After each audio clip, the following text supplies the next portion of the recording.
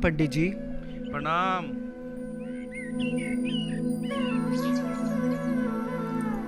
आइए अमन जी। जी। सलोनी बेटा, आज आपको यहाँ आते हुए पूरे 30 दिन हो गए। ये लीजिए प्रसाद। पंडित जी, ये सिर्फ 30 दिन हुए हैं। मैं तो मंदिर, मस्जिद, गुरुद्वारे हर दर गई हूँ संतान प्राप्ति के लिए, लेकिन फिर भी मेरी गोद सूनी है। हाँ पंडित जी, अब तो कोई डॉक्टर भी नहीं छोड़ा जिससे हमने अपना चेकअप न करवाया हो, पर कोई आशा की किरण दिखाई नहीं दे रही। आप फिक्र ना करें, भगवान के घर देर है, अंधेर नहीं। ईश्वर जरूर कृपा करेंगे। खुश रहिए। हे भगवान, इन बच्चों पे अपनी कृपा करें।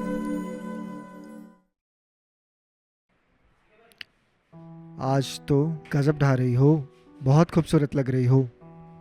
ऐसी खूबसूरती का क्या फ़ायदा? मैं तो आपको एक औलाद भी नहीं दे पाई। आप नहीं जानते एक औरत के लिए माँ बनने के क्या मायने होते हैं। यार, हम लोग औलाद के लिए तरस रहे हैं, और मुझे आज एक ऐसी औरत मिली जो अपने बच्चे को बचाने के लिए स्ट्रगल कर रही थी। अच्छा, क्या हुआ?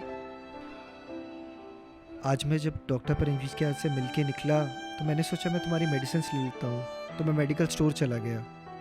वहाँ पे एक औरत खड़ी थी जो मेडिकल स्टोर वाला बोला कि उसकी मेडिसिन यहाँ अवेलेबल नहीं है, INA अवेलेबल है। वो परेशान हो गई और रास्ता पूछने लगी, तो मैंने उससे कहा कि मैं ड्रॉप कर देता हूँ। जी, INA आ गया है। आपका बहुत बहुत शुक्रिया मदद करने के लिए। अरे ये तो छोटी सी बात है, इंसान ही इंसान के काम आता है। इस वक्त अगर मेरी कोई मदद करते तो मैं उसके पैर भी धोकर पी लूँ। ऐसा क्या हो गया? मुझे समझ नहीं आ रहा मैं आपको कैसे बोलूँ। मुझे ये भी समझ नहीं आ रहा है कि आप मेरी बात का भरोसा करेंगे कि नहीं। अरे नहीं नहीं, बताइए। मेरे ना हस्बैंड के एक्सीडेंट में मौत हो गई, और मेरे बच्चे की हालत बहुत ख़राब है। मैंने अपने 3 लाख रुपए की ज्वेलरी बेच दी और अभी भी 2 लाख का इंतजाम नहीं हो पाया। मैं इतनी मजबूर हूँ इस हालत में कि खुद को भी बेचने के लिए तैयार हूँ। मुझे बस मदद चाहिए। मुझे समझ नहीं आ रहा कौन करेगा। आप कर सकते हैं क्या मेरी मदद? है? हाँ।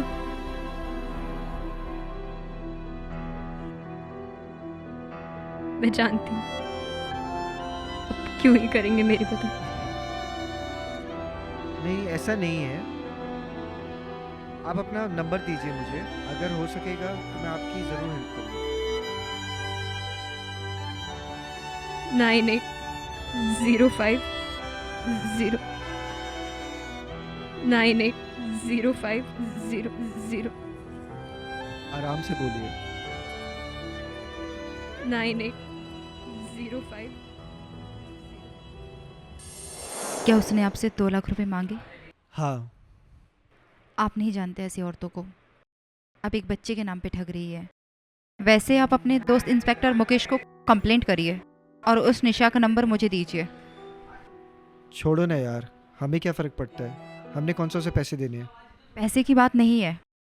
आज आपको कॉल करके बच्चे के नाम पे ठग रही है, कल किसी और को ठगेगी। यार। हेलो मुकेश, यार तेरी एक मदद चाहिए थी मुझे।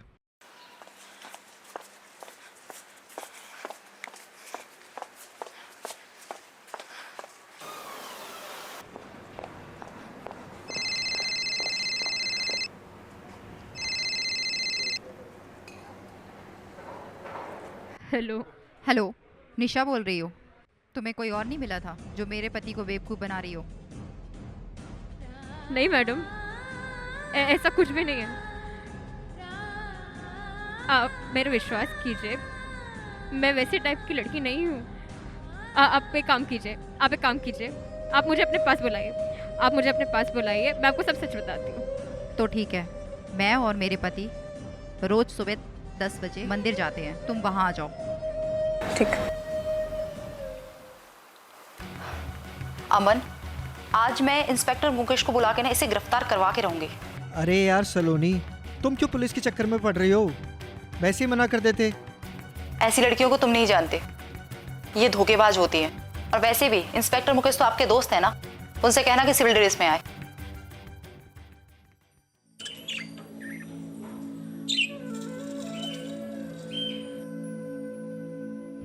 नमस्कार पंडित जी। नमस्कार, आइए आइए सलोनी बेटा।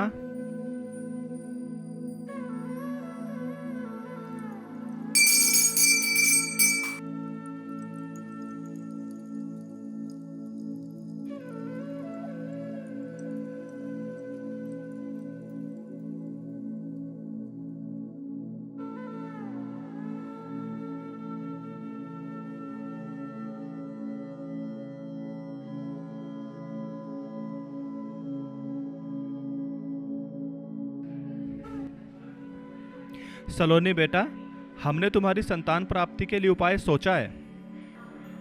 क्या उपाय है पंडित जी? बेटा, आपको और अमन को एक हवन करना होगा, जिसमें आपको 100 ब्राह्मणों को खाना खिलाना होगा, उनको दक्षिणा भी देनी होगी और उसमें करीब 2-3 लाख रुपए का खर्चा है। पंडित जी, 100 ब्राह्मणों को खाना और दान देना होगा और यज्ञ भी कराना होगा। हाँ बेटा, दुआओं में बहुत शक्ति होती है, वो बड़े बड़े दुखों को सुखों में बदल सकती है।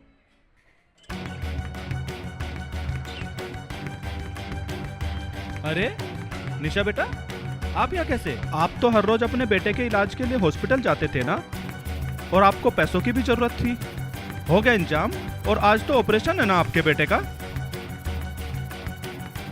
हाँ पंडित जी, मैं अमन और सलोनी से मिल रहे थे आज।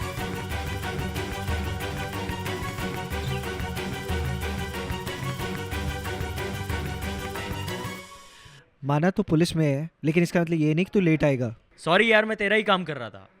यार, क्या पंडित जी भी इस लड़की के साथ मिले हुए हैं? अरे नहीं, मैंने पता कर रहा था, वो लड़की झूठ नहीं बोल रही।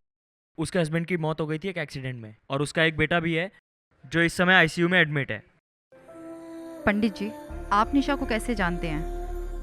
बेटा, ये हमारी पड़ोसी है, बहुत ही संस्कारी और सुशील, लेकिन इन पर तो दुखों का पहाड़ आन पड़ा। पति की एक एक्सीडेंट में मौत हो गई और बेटा अभी भी हॉस्पिटल में है। आप कैसे जानते हैं निशा को?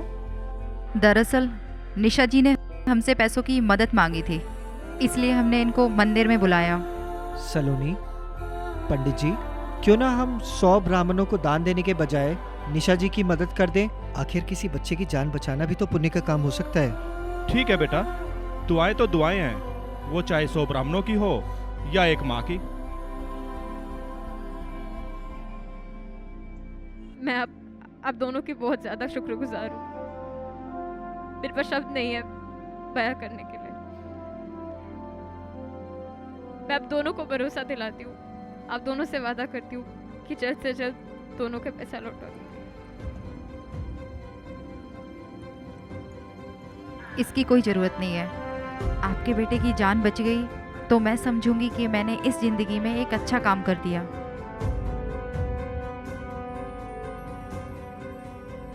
निशा जी, आप एम्स पहुंचिए, हम आपको पैसे के साथ वहीं मिलते हैं। बेटा सलोनी, एक माँ की दुआओं में बहुत ताकत होती है, और मुझे पूरा यकीन है कि तुम्हारी गोद बहुत जल्दी भर जाएगी। धन्यवाद पंडित जी। ठीक है बेटा, मैं भगवान से जरूर दुआ करूँगा।